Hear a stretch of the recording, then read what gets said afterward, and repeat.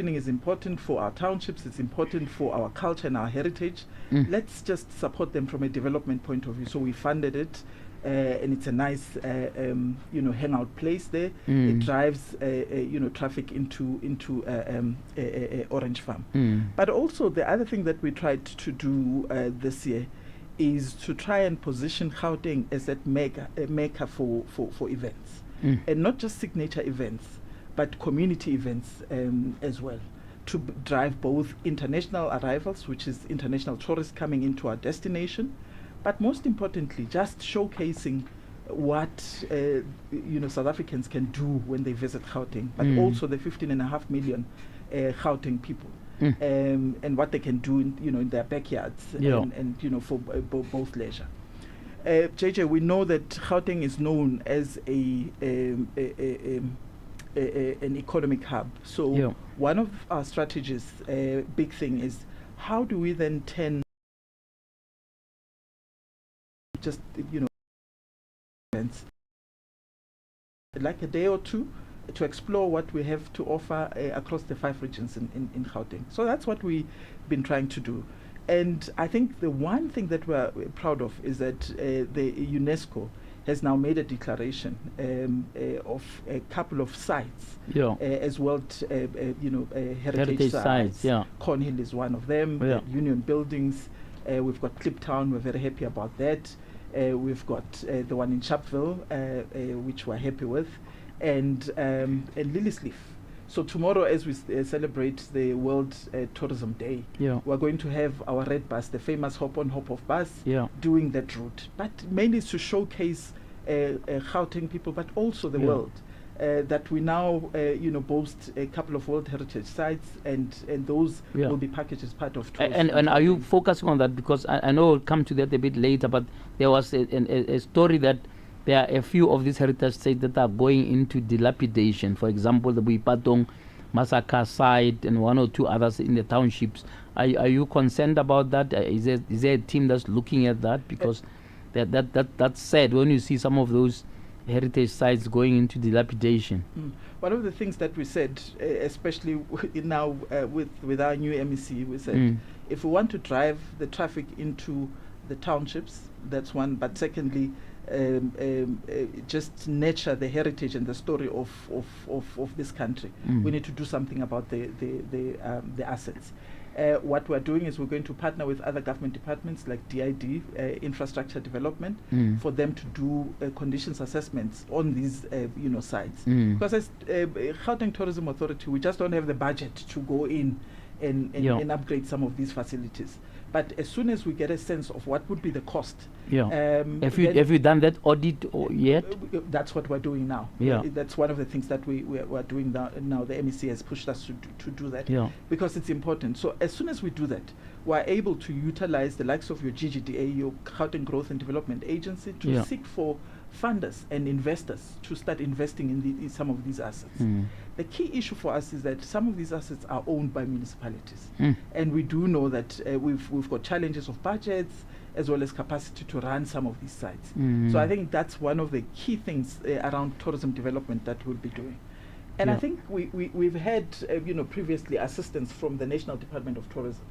Going into the Vaal, we have Seker Bosrand as one of our reserves. And the beauty about that is you've got accommodation, you've got hiking, but then you've got communities living around there. So issues around community beneficiation becomes easier if you've got an asset that is well taken care of, because people will go there for hiking, but also we can bring events there, and people can go there to sleep over for vacation, and then people will be employed in that vicinity. So those are some of the things that we should really be focusing on as let's drill into township tourism. I mean, how much of that is still a factor in the GDP, or in the, let's say, the total contribution of tourism, right, in the Gauteng economy? So we haven't looked at the contribution in the townships, but what I can tell you is that if you look at the total arrivals or tourism in the country, 40% of that is in Gauteng. So we still hold a bigger lion's share of tourism in the country. though people will be saying that that's organic because you are an economic hub. The other thing is the spend. So the foreign direct spend, money that tourists actually spend in the country, we still have a higher percentage.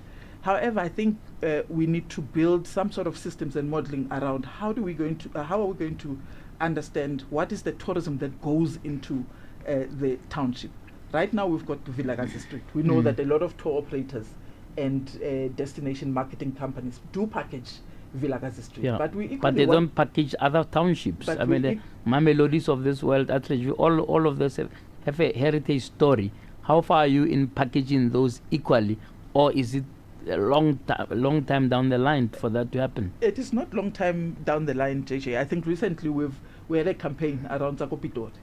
It's about looking at the capital city and say, what do we do to actually restore the dignity of that capital city? We went to Peli, we went to Soshanguve. I mean, there's a beautiful hotel that has just been renovated there. So where, in Soshanguve? Yeah, in Soshanguve. Serious? Soshanguve Hotel. People are running away from Soshanguve. No, they can't run away from Soshanguve. It's a part of the heritage. In fact, that's where Bacardi comes from. You know? So, and which is now been exported by the international brand now. International brand. So we can't do that. So I think it's important for us to get a sense of what is the numbers that we're actually driving to the townships, and we don't have that that modeling done. Stats SA is at national. South African Tourism also assists us from a national point of view, but we don't have a drill down of the numbers at township level. Yeah, and that's one thing that we should. What are some of the iconic things in townships other than Soweto that you can tell today? Because people are listening from Social FM, maybe wondering like me, what on earth you're talking about. Or EKFM in Ikuruleni. What if I'm going to Ikuruleni? Can I take tourists there?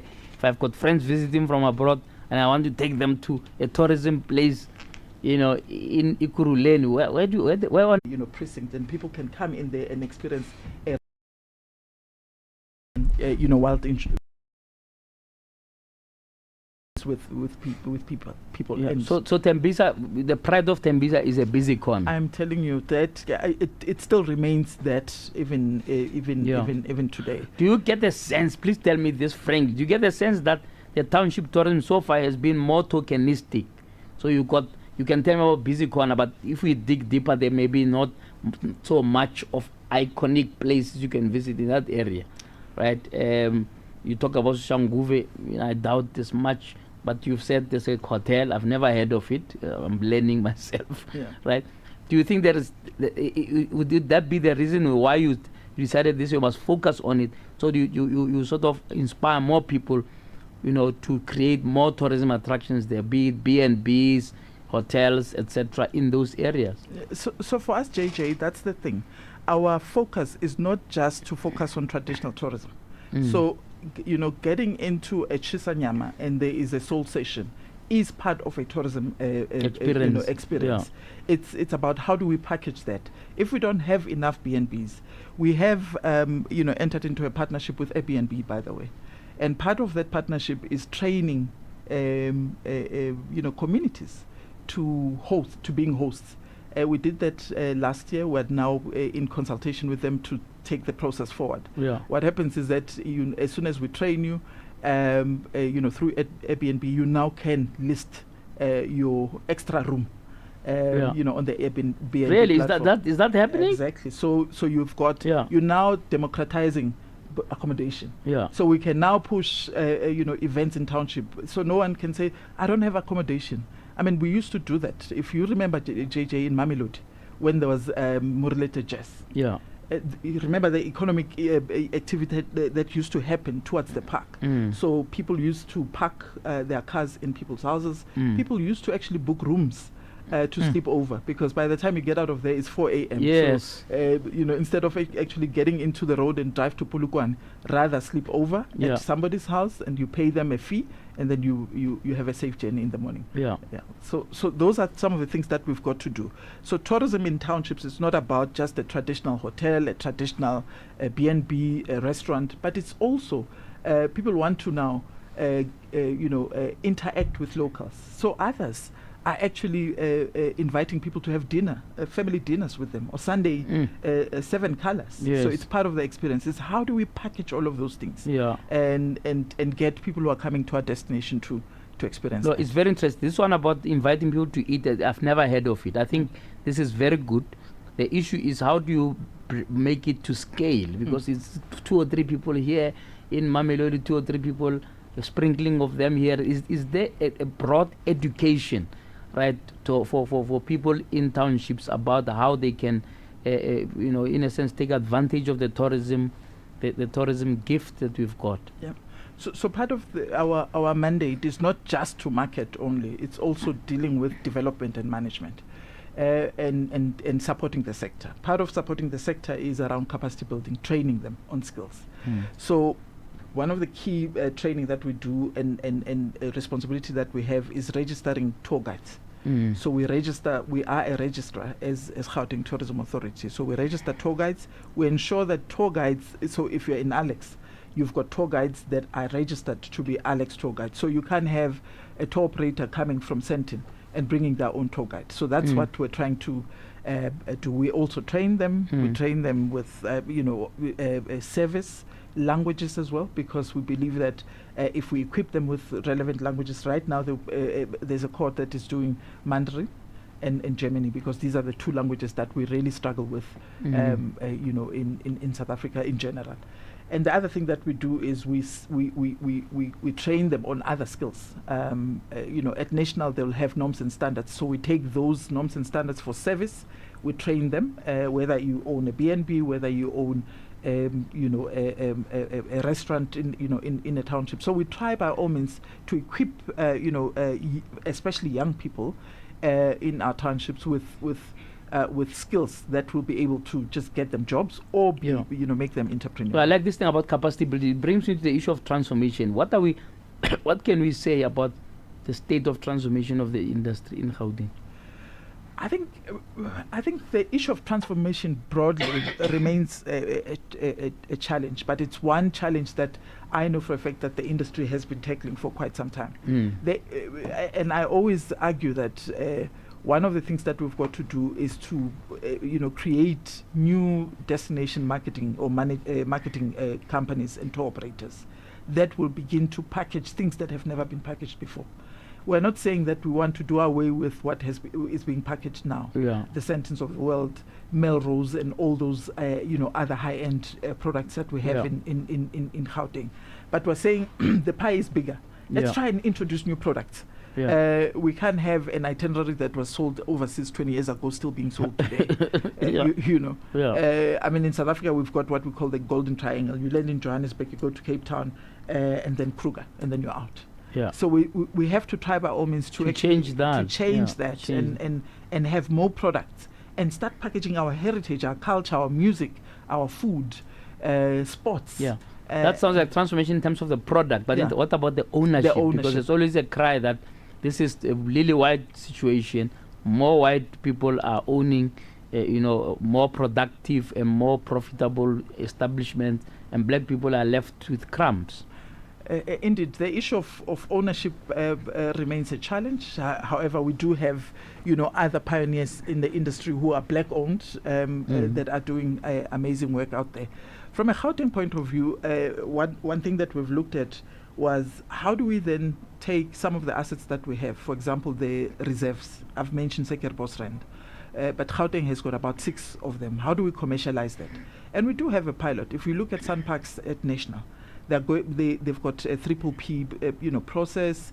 Some of the concessionaires are black, and if we take that as a blueprint and actually try and replicate that in Gauteng, we can actually try. But you can't tell me now what the status is, because there are all these charters that you're talking about. I think there was also a tourism charter, the BE charter that was done by that's long ago. So by now we should be able to say we're at 50% or 60%. What can you tell me? I don't have that percentage of hand, from a Gauteng point of view, but certainly it's something that we can actually take back and say what is the state of the transformation in the industry. Really our focus is if we actually drive the township tourism, we should be able to actually drive the transformation in that way. Yeah, it's like baby steps. Do what you can actually impact. Look at the things that you can really shift. Yeah. As low hanging fruit, and we believe that at a product level, that's where it becomes important. One of the things that we'll be doing is to looking at DMCs that specifically look at experiences that are uniquely Gauteng. Yeah. For example, we just don't have sports DMCs, people to package for big games when they play. So, for example, the famous Soweto Derby. Yeah. When there's rugby, which DMC actually does package that rugby game. Do we go to the old big boys and girls all the time, or do we actually create our own DMCs that can actually start packaging these things that have never been packaged before? Yeah. I think one of the challenges, and we'll talk to you about that shortly, is the fact that in the townships there are actually like conferencing centers, BNBs, etc. But it is, and you can correct me if I'm wrong, it is not natural for government to use those facilities. When government travels, they come here, they are off to 4-star, 5-star hotels, right? And they don't redirect that spend to townships. We'll talk about that a little bit after the break. We're on Frank Dialogue on your radio tonight. We're focusing on tourism. Tomorrow is World Tourism Day, and that's why we have the CEO of Gauteng Tourism with us. You can give us a ring if you want to engage her in that conversation on 011-440-1396. This program is brought to you by the Gauteng government, particularly the economic cluster, who have kindly partnered with these stations, Alex FM, Kofifi FM, Sosha FM, EK FM, and Theta FM, to just talk about the Gauteng economy in all its facets. And we will remember that when we launched this series with MEC, we talked a little more about townships, economies, and how to support them. So I want to come back to that issue. Okay. Right? Just be frank with me. Have you managed to get government to redirect that kind of? It's straightforward spend, because as we speak now, there are some government officials that are traveling across the province, staying in some lake hotel in the Val or on the other extreme or whatever else. This Social Nguve hotel you're talking about, I doubt government officials are there tonight. Look, I think we can do more. Yeah. Certainly, we can do more. Yeah. And part of the barriers was people saying we don't have conferencing facilities. Yeah. Quite recently, we had an entrepreneur, a black, owned tourism company. They did well. It was at a game farm. Probably it's different. But then what I'm trying to drive at is the whole issue around we don't have infrastructure doesn't work anymore. Yeah. Because you can actually have conference in a South African way. Yeah. Under the African skies. So you pitch a tent, you put furniture in there. You actually even create little breakaways by Lekhuta, by the bonfire. Yes. And that becomes conferencing in a different way. Yes. So I think that's what we need to do. But your point is very valid. I think as government we need to drive that spend into the township, particularly when it comes to conferencing and others. Let's talk about crime now. A lot of people nervous. That you have a situation where you've got all these good products. It's worse when I talk about township economy. I was just talking about Shanguve. I'm sorry if you are from Sosha FM. Please forgive me when I refer to Shanguve. But people are scared. You understand? When they talk about Jukulate and what, they are scared that they should leave the place before sunset. And when we talk tourism, there's always an issue about tourist safety. In Gauteng, where the statistics are so horrible, right, from crime statistics point of view, etc., how do you mitigate that from selling the country, from the branding of the province point of view, in order to make sure that tourism numbers they continue to climb up steadily? I think we've got to commend the Gauteng government on the recent focus on issues of safety, not just tourist safety, but citizens and tourist equally. And I think when national now reintroduced the tourism safety strategy, as Gauteng we took that and we ran with it with the premiers appointed safety wardens, about 6,000 of them. What we're doing now is we're going to train them. We've started incorporating them in other tourism events that we have and tourism experiences. I mean, tomorrow as we celebrate the World Tourism Day, that the intricate part of ensuring that the precinct around Cornhill is safe in signature events like your DSTV Delicious. At Sandton Convention Center, we have Standard Bank Joy of Jazz happening. So we make sure that they are intricately weaved in as part of the security cluster that ensures that Gauteng hosts very safe events. But be that having said that, JJ, I think the collaboration with SAPS, with the Metro Police, and the Gauteng safety wardens, I think provides us with that opportunity to start deploying them to various key precincts, including our townships, by the way. I always say that you can't talk crime without involving the community. The community play an integral role in terms of actually fighting crime. Last week we were at the leadership conference, tourism leadership conference, and one of the things that came out was partnership with Santaco, which is a taxi association. The taxi industry can actually drive the issues of safety for us, and I think they are a good partner, particularly for long distance, but also for ensuring that there's connectivity across various products. Because right now, if you are coming from wherever you're coming from, or from Tanzania, and you're here in Alex, and you hear that there is Cradle of Humankind, how do you get there? So that's the question that we have. But if you are doing this interview now, and we have got a partnership with the taxi association, you can have one of the taxis there that really readily waiting for you to actually take you there. So that's the integration of all these sectors. So the issue around crime, really, of citizens and safety of citizens and tourism and tourists is very important. And I think what the Gauteng government is doing is commendable. We just need to scale it and make sure that communities are part of it. Absolutely. After the break, we're going to explore more issues about opportunities in tourism. What can you do as a citizen to take advantage of the tourism dividend, so to speak? And give us a ring on 011-440-1396. After the break, we carry on with that conversation. You're on Frank Dialogue on your radio. Frank Dialogue on your radio with Dr. JJ Tabane. Let's talk frankly.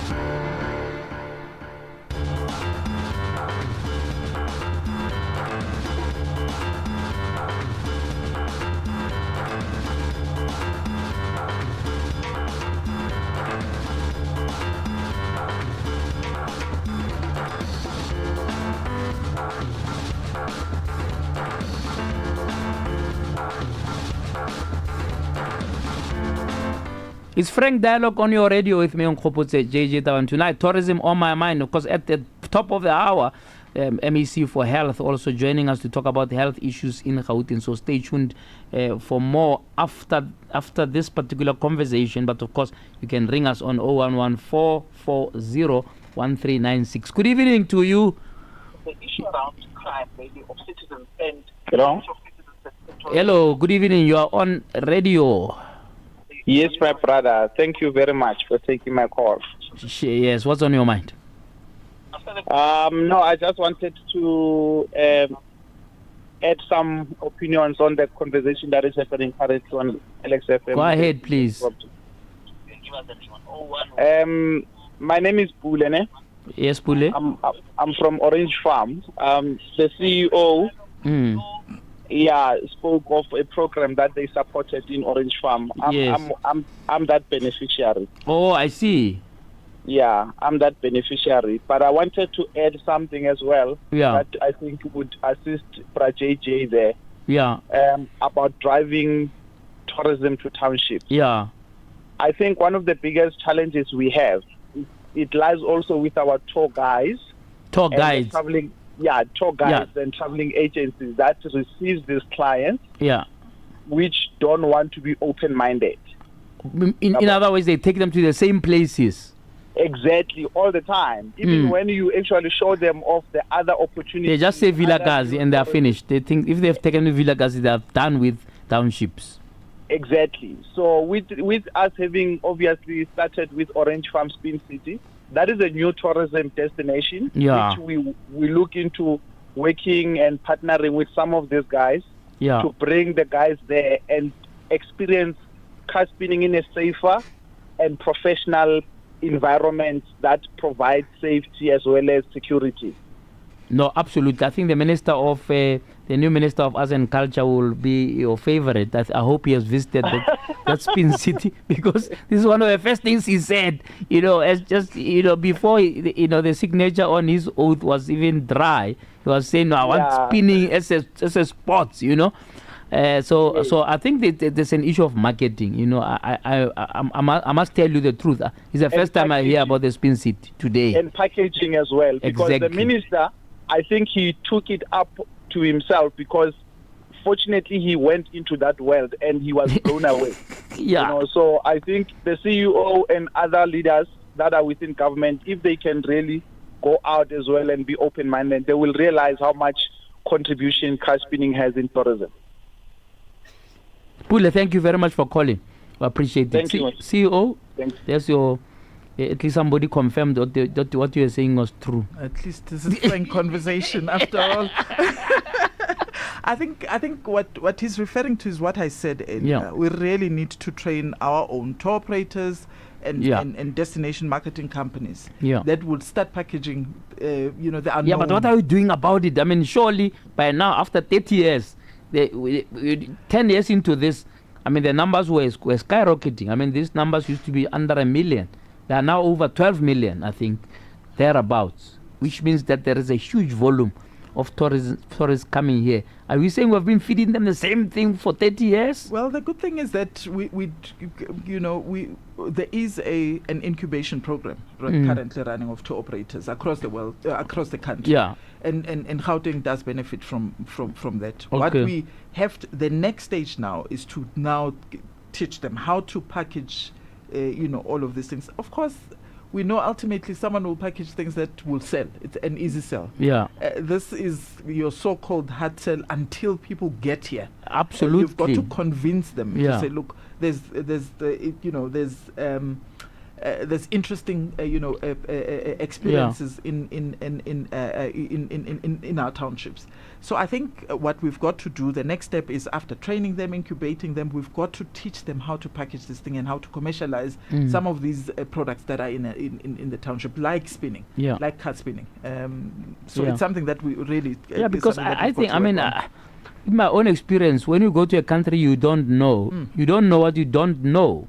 In other words, the tour operators will tell you, in this country, if you want a market, for example, if you're in Kenya, they'll tell you which was the best market to go and shop. You don't say, no, I don't want to go to that market, because you don't know. So that's what sometimes confuses me, that why can't tour operators give people a broader experience, unless they themselves haven't experienced it. That's another issue that you need to think about, because some of these tour operators have never themselves been to those areas other than the usual culprits like Vilakazi and what have you. Nothing wrong with Vilakazi because of its historical niche, but I'm saying somebody who has only experienced that, that's all they'll package when they bring people here. Yeah, and we always say that you can't sell a product that you don't know. So part of what we do is trade hosting, whether we're hosting people that are packaging South Africa from overseas markets and other African markets. We host them here. we show that you get them to experience these things. To experience these things. And partnership with media become very important, because media becomes that voice of saying, look, there's a new product here, this is what is happening. So the media helps us to actually spread the word. Yeah. We can't necessarily afford media all the time, but I was about to get there to say, if I listen to a local radio station, I listen to radio most of the time, like listen the whole day, right?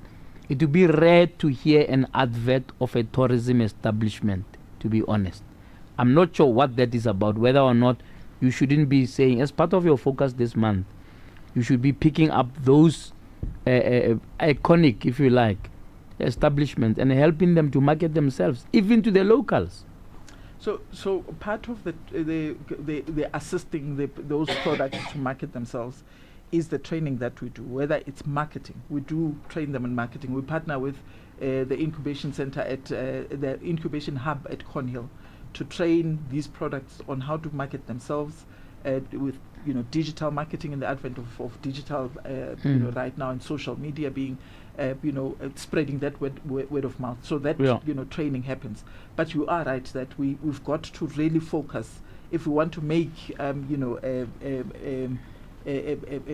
dent in terms of actually getting more of these products known out there. We've got to help them to package and to market themselves.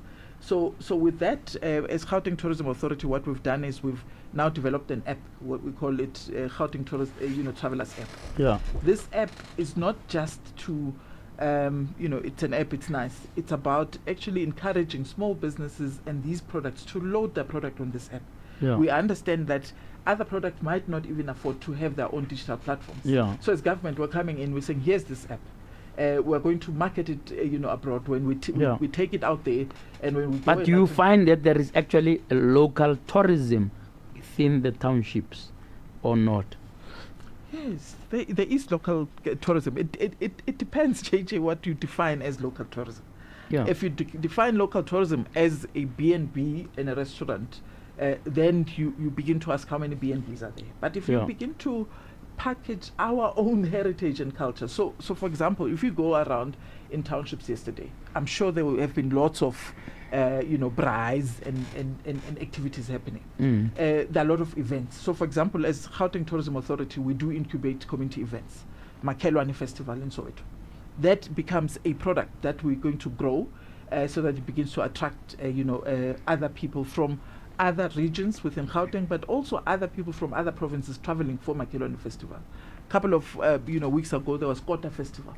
I mean, we know that Kota, everybody loves Kota, and Kota is called Lokshenberger for that reason. So there are people who would travel to actually get that gastronomy, that different kind of gastronomy that is unique to a township. We also had Ekurhuleni, launching their spring festival. It was packed in Benoni, and that is a local tourism, because people coming from Pretoria would say, I'm going to Benoni, there's this all-white party happening in Ekurhuleni.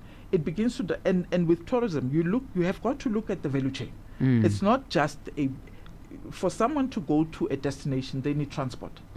So that's the transport. For someone to actually stage an event, they need sound. So meaning the people who are in the audiovisual sound engineers will also gain. They need catering. So people in the food, traders would actually benefit. So it's looking across the value chain. So tourism has got that multiplier effect. So it's not just I have binoculars and I've got a car and I'm in a hotel and that's it. It's about that every touch point you go, you have to shop. People want to take artifacts and other things from a specific destination, and that is part of tourism. So arts and crafts is part of that. Beautiful. It's Frank Dialogue on your radio. We are talking tourism tonight. We've got some voice notes. Let's take a listen. 12 to 3 is Koti. No, it's not. Okay, do you have another one? All right, no, I think that was offside. I'm not sure what that was about. But let's talk about conventions in Gauteng. Are you able to give me a sense of whether this has grown or not, or have we recovered after COVID? We've got these big convention centers like Galaga and Sandton Convention Center, and they're all springing all over the show. Tell me a little bit about that. Look, like I said at the beginning of our conversation, that Gauteng is known for as a business destination, and largely because we've got that infrastructure to host big conventions, but also we do have the research institutes and universities here. A lot of them are based here, so we do have those professors who can actually lead associations so that we can bring international meetings. From a recovery point of view, I think we're getting there. We're not yet at the pre-COVID levels, because with the advent of virtual meetings, people started virtual meetings to keep the meetings industry and the knowledge economy going. But then we have seen a lot of our venues starting to pick up. I mean, as Gauteng, we've got a healthy bid book that we do. We still continue to bid for those international events to come in here. But what we've done to work around that is diversifying the eventing space. So we're no longer just concentrating on MICE, which is meetings, incentives, conventions and exhibitions. We're looking at other events like sporting events, lifestyle events, and other mega events that we can attract into our destination that has got high economic impact. We do have our two most signature events that happen in September. In that, we think we still need more.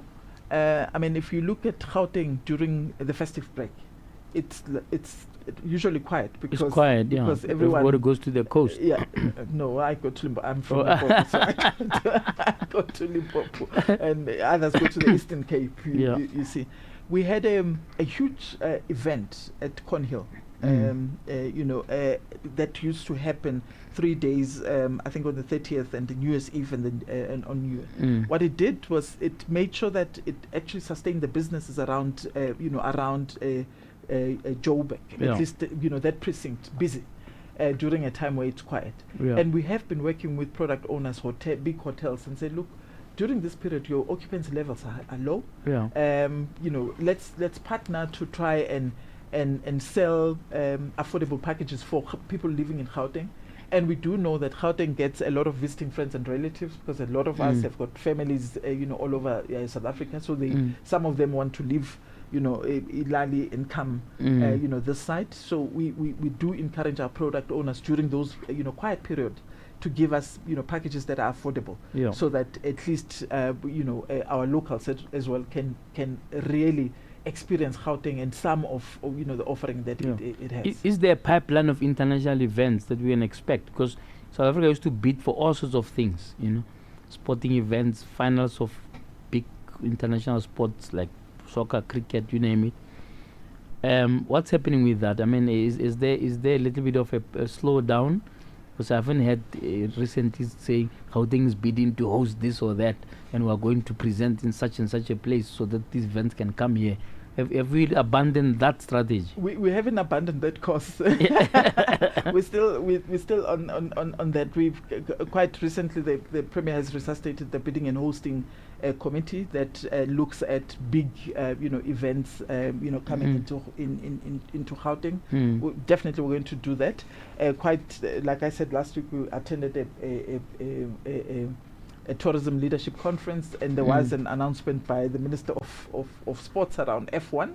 I mean, we know that we own a circuit in Gauteng. Nobody owns that circuit, so we've got Kyalami circuit. So obviously, we look forward to that. I mean, in the next 2 years, cricket is the Cricket World Cup. We're looking forward to that. But certainly, it's something that really we've got to resuscitate and look at how do we then bid for these big events. I know that, but it looks like there's not much excitement anymore like we used to have when you bid for every second thing, like the World Cup. Around the time of the World Cup, we're bidding for just about everything. Look, I think it requires us to go back to the drawing board as a collective. I don't think it's a provincial issue. It's a country issue. We really need to look at our calendar, because I believe that with big events, you deal with things like seasonality, because not all the time people are going to say, I'm from the UK, I'm traveling, I've got 10 days of holiday, let me go to South Africa. But if you have a healthy calendar of events, you then even out seasonality. You don't have a space where businesses are not operating because the people are not coming.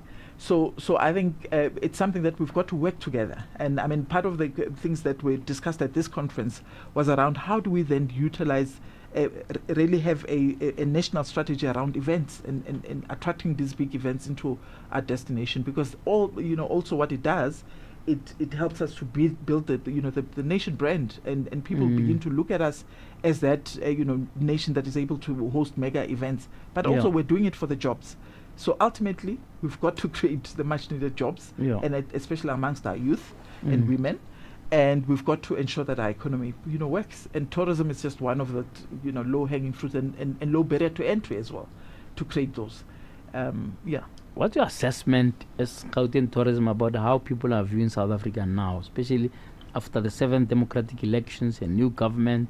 We had the president in New York yesterday, singing the praises of the new administration and saying it's a new hope. And how's your assessment about how people are viewing the thing? Would you say to me that you've seen more bookings or less bookings before the election because there was nervousness about what's going to happen, etc.?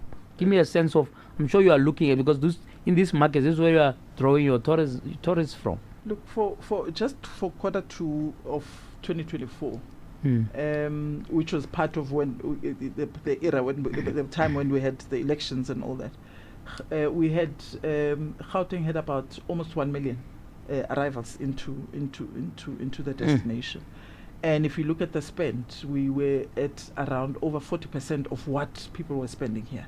So the sense that we're getting is that obviously tourism is recovering, particularly from key source markets. If you look at the US market, it's actually leading the tourism recovery when you look at the international markets.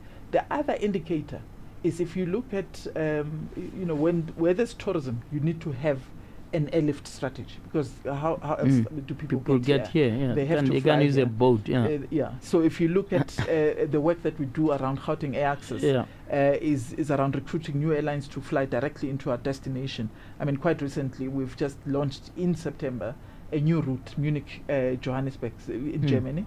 That is not just for tourism only, but also for trade and trade. The likes of your BMW and the Siemens, who have invested in the province, so they're able to get the parts just overnight. Quickly, yes. I mean, today I had a meeting earlier where it said that the load factors for that flight is looking good. So it means that there has been really that demand. The UK market as well. In our how many flights do you have now coming out of Gauteng? Per day to UK? Not sure, but all the flights into OR Tambo were back at our COVID levels, pre-COVID levels. And in fact, it's full to capacity. The capacity to UK.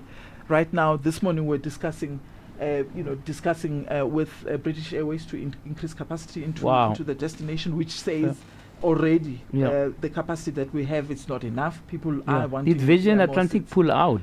It's no longer flying into. It's no longer flying. I think we've met with them at Roots World last year to try and get them revive that and to look at obviously. And then SAA has resumed that route. Not yet. SAA flies intercontinental. They fly Sao Paulo, Johannesburg, Perth, Johannesburg. But they don't do London yet. No, they haven't done London yet. But what SAA is doing, which we love the most, is they're now looking at the continent. So that quite in October, November, they'll be launching the Dar es Salaam route and Lubumbashi. Which is a daily flight, and Dar es Salaam is I think it's daily as well. So I think for us it's doing well in terms of Africa connectivity, because Africa as a market is important for us. If you look at our top 10 markets, 3 is overseas markets, which is the UK, US, and Germany. And the rest is the continent. So hence we're happy that the likes of your SAA and Airlift are able to navigate and really ensure that the continent is interconnected. It's networked. It's networked. Fully networked. What can you expect from Gauteng tourism in the next, in this term? in this 7th administration? Give us 1, 2 or 3 big things we can expect as we round off. So you've already mentioned the issue of tourism assets in our township. I think that is one of the bigger things that we want to do.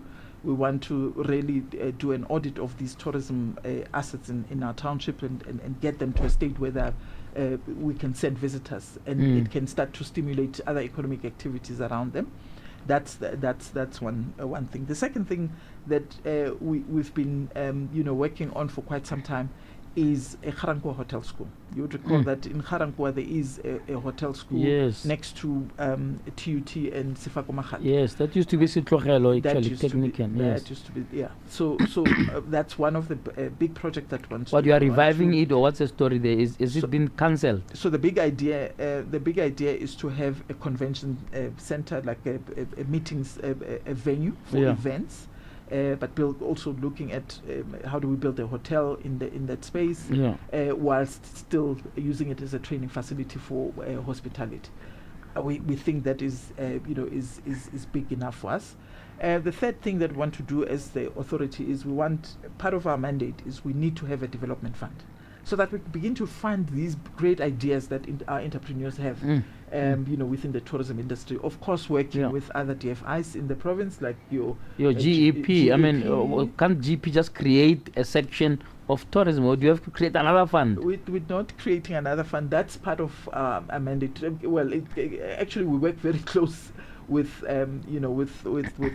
JEP in terms of funding some of the projects that we have, and just continue being that maker for big events. Like you said, the excitement seemed to have died down. We'd really need to dial it up and start looking at these mega events that we can bring into our province. So be on the lookout. I think if we indeed F1 comes, the likes of your F1 comes, we know that we're taking the province to the next level. But I think how's the red bus doing? It's doing well. I mean, that's one of we spoke of transformation earlier, JJ. And that's one of the elements that is going to drive transformation, because the partner is a black young man who partnered with this global sightseeing red bus. Red bus. It's doing well. We've added a couple of routes now. We've got the Mandela route. We also is it a tokenistic thing, or is it fully fledged? I mean, how many buses are we talking about? It's a fully fledged thing. We also we even have a small. They've introduced smaller buses, I think the routes is something that we've got to expand for them. I mean, in Pretoria, for example, we don't have that red bus. How do we begin to so it's just Joburg for now? Yeah, it's Joburg for now.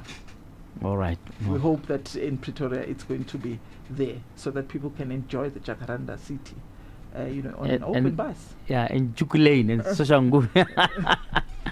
Thank you so much for your insights. Really very impressive.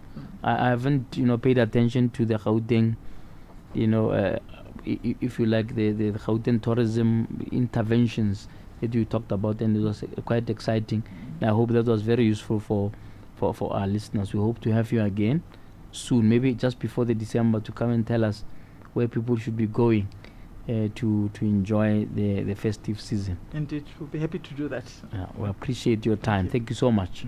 All right, that was the CEO of Gauteng Tourism talking to us about what the government here in the province is doing on issues of tourism. And I believe that from what she has been saying, you've heard the gaps, the opportunities that you can take advantage of as a citizen in order to fully participate in what this economy can give us. Tourism, a massive contributor to the GDP, massive contributor to job creation, and we should all pull together to make sure that it works, because it also puts our country in a good light. And if there's more tourists coming here, probably more investors can follow, as the word goes around that this is a fantastic country to visit.